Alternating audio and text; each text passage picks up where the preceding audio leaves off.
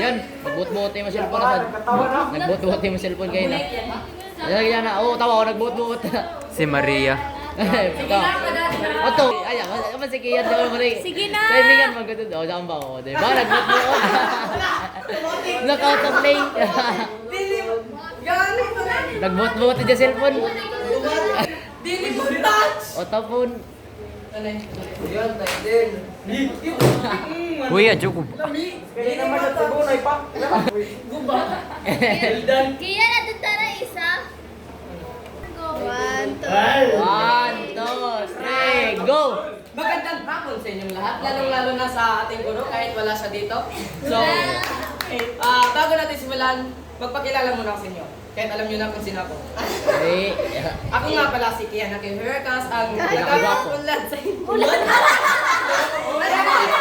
Pagkakagudlad. Delikado. Wala mo, jaga na yung tatot.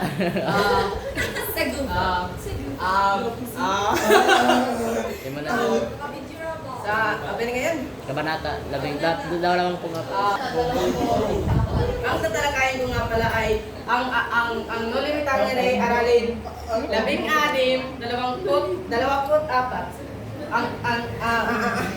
Basta itong gubag, basta. Gubag. Sa gubag. Bago natin simulan, muna ang mga talasalaan sa pakibasa. Dan, tinititigan, nagtatampisaw, naglalaro sa tubig, nilibot, naglalakad-lakad, alperes, batang opisyal ng militar, pinahintulutan, pinayagan, sarhento, baranggo ng sundalo, dakipin, hulihin, hinalughog, hinanap, nabigo, natalo. So, tara, simulan na natin. Umaga pa lang nang makatapos na si Padre Salvi sa kanyang pagmimisa sa Charis. Hindi natapos ng pare ang kanyang umagahan dahil agad itong umalis patungo sa picnic sakay ng karwahe.